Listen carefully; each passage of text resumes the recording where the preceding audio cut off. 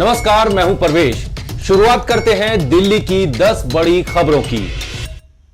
दिल्ली के मुख्यमंत्री अरविंद केजरीवाल ने कहा है कि अब हर शुक्रवार को नए उपराज्यपाल विनय कुमार सक्सेना के साथ मीटिंग की जाएगी। सीएम केजरीवाल ने कहा कि हम दिल्ली से जुड़े कई मुद्दों पर चर्चा करेंगे। एलजी के साथ बैठक के बाद सीएम ने ये जानकारी दी। मुख्यमंत्री और उपराज्यपाल की मुलाकात उस समय हुई जब हाल ही में एलजी ने दिल्ली सरकार के अधिकारियों के साथ बैठक की थी, जिस पर आम आदमी पार्टी ने आपत्ति जताई थी, जिसके बाद एक बैठक के बाद ये फैसला लिया गया है कि अब हर शुक्रवार को मीटिंग होगी।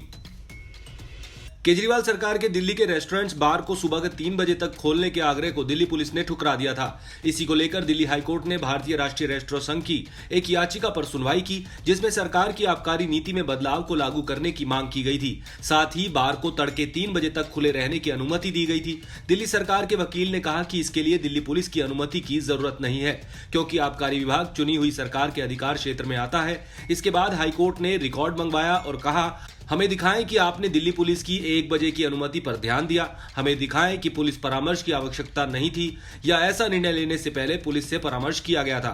जस्टिस वर्मा ने कहा कि आबकारी विभाग का मुख्य उद्देश्य राजस्व उत्पन्न करना है, लेकिन पुलिस के लिए सार्वजनिक व्यवस्था में बाधा है। कोर्ट ने दिल्ली सरकार के वकील से कहा, आप बार को सुबह 6 बजे तक खुले रहने और सेवा करने की अनुमति दे सकते हैं। आपका ध्यान राजस्व पर है। इस बात पर जोर देते हुए कि अन्य चिंताओं को भी वेटेज देने की जरूरत हो सकती है। सुनवाई के दौरान हाईकोर्ट ने दिल्ली पुलिस के 3 बजे तक बार खुले रहने की अनुमति देने के विरोध पर भी सवाल उठाया। कोर्ट ने कहा कि भले ही 3 बजे विंडो के दौरान अधिक अपराध होता है, ये दिखाने के लिए आपके पास कोई सबूत नहीं है कि ये शराब की वजह से होता है। कोर्ट ने इस बात पर प्रकाश डाला गया है कि जबकि 5 सितारा होटलों में शराब परोसने की अनुमति है।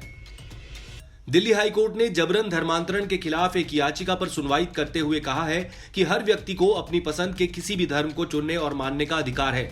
कोर्ट ने कहा कि ये एक संवैधानिक अधिकार है। न्यायमूर्ति संजीव सचदेवा और न्यायमूर्ति तुषार राव गेडेला की पीठ ने कहा, अगर किसी को धर्म परिवर्तन के लिए मजबूर किया जाता है तो ये एक अलग मुद्दा है, लेकिन धर्मांतरण करना एक व्यक्ति का विशेष अधिकार है। दिल्ली हाईकोर्ट ने एक याचिकाकर्ता को फटकार लगाते हुए कहा है कि सिर्फ सोशल मीडिया प्लेटफॉर्म पर डाले गए पोस्ट जनहित याचिका का आधार नहीं हो सकते। बिना ठोस आंकड़ों और तथ्यों के अदालत किसी भी जनहित याचिका का आधार नहीं परख सकती। हाईकोर्ट ने याचिकाकर्ता से कहा कि कोर्ट के सामने तथ्य रखिए, ना कि सोशल मीडिया और व्हाट्सएप की बातें। दरअसल अश्वनी उपाध्याय ने अपनी जनहित याचिका में सोशल मीडिया पर डाले गए पोस्ट की भरमार के आधार पर धर्म परिवर्तन रोकने का आदेश देने की दलील पर यह प्रतिक्रिया दी। कोर्ट ने कहा कि याचिका में दबाव और प्रभाव का जिक्र तो किया गया है, लेकिन इसके सबूत के तौर पर कोई ठोस आधार नहीं दिया गया है, सिवाय सोशल मीडिया पर लगाए गए आरोपों या पोस्ट के।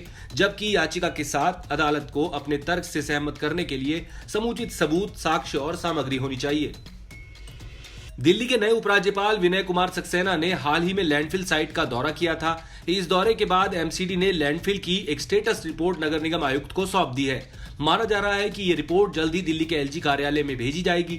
आपको बता दें कि दिल्ली के नए उपराज्यपाल ने बीते रविवार को लैंडफिल का दौरा किया था और उन्होंने कहा था कि दिल्ली के कूड़े के पहाड़ कैसे खत्म होंगे, इसके लिए 3 दिनों में रिपोर्ट तैयार करके भेजें। दिल्ली में एकीकृत नगर निगम 18 मई से प्रभावी हो गया है। यहां व्यवस्थाओं का संचालन स्पेशल एडमिनिस्ट्रेटर और कमिश्नर के जरिए किया जा रहा है। पार्षदों का कार्यकाल भी खत्म हो गया है। लिहाजा अब दिल्ली वालों की जन सुविधाओं का क्या होगा, ये बड़ा सवाल है। हालांकि इसके समाधान के तहत एमसीडी ने लोक अदालत की तर्ज पर जन सुनवाई का फैसला लिया है। दिल्ली नगर निगम के आयुक्त ज्ञानेश भारती ने सभी अधिकारियों को अपने कार्यालयों में हर सोमवार से शुक्रवार दोपहर 12 बजे से 1 बजे तक जन सुनवाई करने का आदेश दिया है। आम लोग निगम की 311 ऐप के जरिए भी अपनी शिकायत दर्ज करा सकते हैं। दक्षिणी दिल्ली में किडनी रैकेट के खुलासे के बाद पुलिस को चौंकाने वाली जानकारियां हाथ लग रही हैं। देर शाम पुलिस ने एक और डॉक्टर को रोहिणी इलाके से गिरफ्तार किया है। पकड़े गए डॉक्टर का नाम प्रियांश शर्मा है। ये दिल्ली के नामी अस्पताल में काम करता है। ये पूरा गैंग जरूरतमंदों से 30 लाख रुपए तक वसूला करता था। पुलिस के मुताबिक प्रियांश शर्मा ने बरेली के SRM-SIS कॉलेज से MBBS की पढ़ाई की। इसके बाद प्रियांश दिल्ली में सर्जन के तौर पर काम कर रहा था। प्रियांश ने 2007 से 2013 सफाई में भी काम किया है। ये डॉक्टर किडनी रैकेट के सरगना कुलदीप के साथ मिलकर काम करता था और सोनीपत गोहाना में अवैध तौर पर किडनी ट्रांसप्लांट के धंधे से जुड़ा था। आपको बता दें कि इस मामले में दिल्ली पुलिस अब तक कुल 11 लोगों की गिरफ्तारी कर चुकी है। इनमें 2 बड़े अस्पतालों के 2 डॉक्टर शामिल हैं। दिल्ली में एक स्पाइडरमैन चोर सामने आया है जो रस्सी के सहारे बालकनी खिड़की के जरिए घरों में घुसकर चोरियां करता है।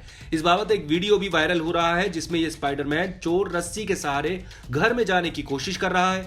जानकारी के मुताबिक दिल्ली के पूर्वोत्तर जिले में एक चोर को एक घर से कीमती सामान लेकर भागते देखा गया। ये चोर स्पाइडरमैन शैली में घर में घुसता है और घर का सामान चोरी कर फरार हो जाता है। वहीं पीड़ित की शिकायत पर मामला दर्ज कर पुलिस ने जांच शुरू कर दी है। दिल्ली वालों को एक बार फिर लू के प्रकोप का सामना करना पड़ रहा है। इस बीच राष्ट्रीय राजधानी के कई स्थानों पर पारा 45 डिग्री सेल्सियस के पार चला गया। मौसम विभाग ने वीकेंड पर मौसम के हालात और बिगड़ने की आशंका जताई है, यानी दिल्ली के लोगों को फिलहाल गर्मी से राहत मिलती नहीं दिखाई दे रही। आईआईटी दिल्ली में कंप्यूटर साइंस थर्ड ईयर के छात्र कलश गुप्ता ने 87 देशों के 1 लाख से ज्यादा कोडर्स की लिस्ट में शीर्ष स्थान हासिल किया है। जीतने पर कलश गुप्ता को $10,000 की पुरस्कार राशि के साथ प्रतिष्ठित वर्ल्ड्स बेस्ट कोडर का खिताब मिला है। यह कोड वीटा का 10वां सत्र था। टाटा कंसल्टेंसी सर्विसेज हर साल वैश्विक प्रोग्रामिंग प्रतियोगिता आयोजित करवाती है। यही नहीं, Guinness book of world records के अनुसार यह दुनिया की सबसे बड़ी कोडिंग प्रतियोगिता है। आप देख रहे थे दिल्ली की 10 बड़ी खबरें। हमारी खबरों के अपडेट्स पाने के लिए चैनल को सब्सक्राइब कर लीजिए। शुक्रिया।